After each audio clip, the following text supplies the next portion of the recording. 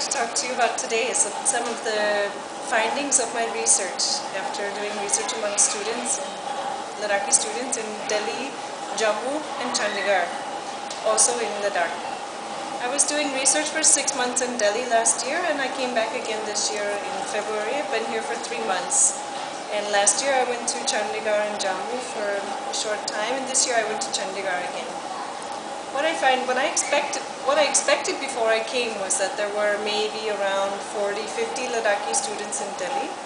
And those students who came to Delhi, they would be very much interested in the cosmopolitan, global, modern lifestyle in Delhi, and not very interested in Buddhism, because I thought that Buddhism might be connected to a more traditional, as in not modern, lifestyle, for the traditions from back home. And when moving to Delhi, then students will be into this kind of cosmopolitan lifestyle.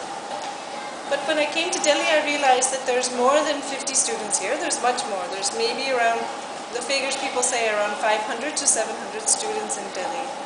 And moreover, the students I have met here, there's not the majority, and I cannot generalize from the students that I met, but I would say that the students that I have met, they are very interested in Buddhism.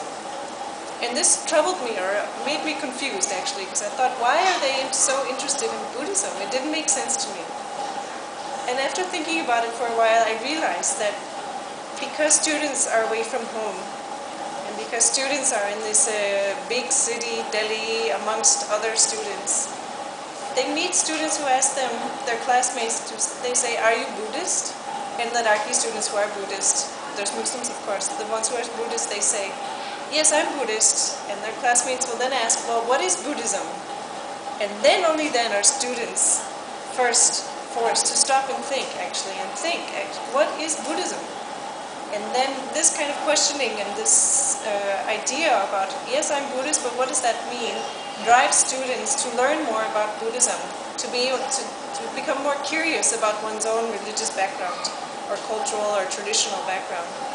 So students then want to learn more about Buddhism, but the problem arises because when being away from home, you're away from the more traditional ways of learning about Buddhism, such as watching your parents engage in rituals, or visiting the monasteries, or going to listen to a Rinpoche or Lama speak in a monastery. So students have to find new ways to learn about Buddhism while here in Delhi. And this way I think is very interesting, because students then rely on new media and new technology for learning about Buddhism. They're reading books in English, they're watching, like I mentioned earlier, they're watching YouTube videos by the Dalai Lama, and they're attending different functions throughout Delhi. Some are held by Rinpoches or Lamas, but some are held by other people, lay people, monastic people from different traditions in Buddhism as well. So it's quite interesting to see how students are very creative and inventive in finding ways to learn about Buddhism while being away from home, or being away from these traditional channels of learning about Buddhism. But also Buddhism, not only is it because students are asking them, are you Buddhist? And then they think, oh, I should know what Buddhism means. But Buddhism seems to act as a bridge between Ladakh and Delhi.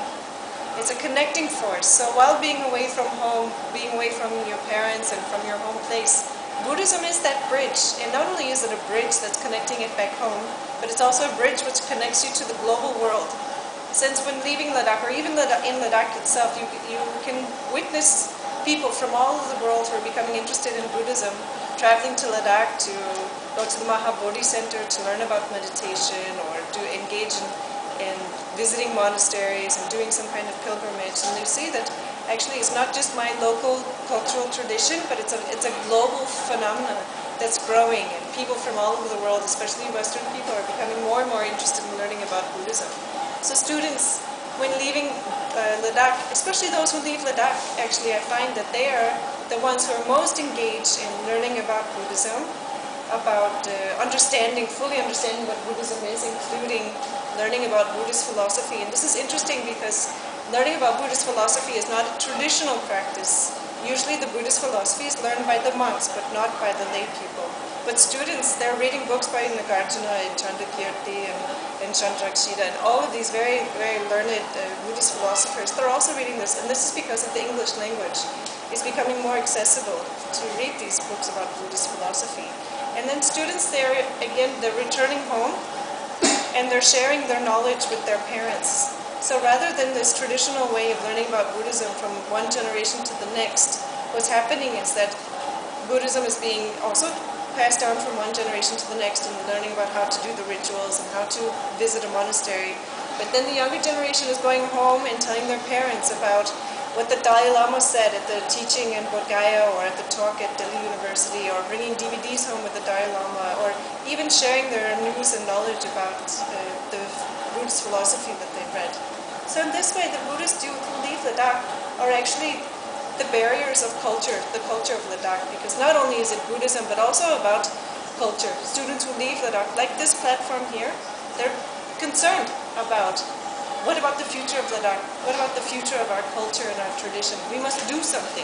And I hear this again and again from students who leave Ladakh. We should do something for Ladakh. And this, I think, is because of the students who leave Ladakh. So when I hear the older generation talk about the students who leave Delhi, and they're very concerned, very upset, and quite worried about this younger generation, I'd like to say to them that they shouldn't be worried, because this generation is actually quite phenomenal in the way that they are spreading Buddhism or learning about Buddhism, actively learning about Buddhism, actively practicing and trying to understand about Buddhism, but not only about Buddhism, but about Ladakh itself.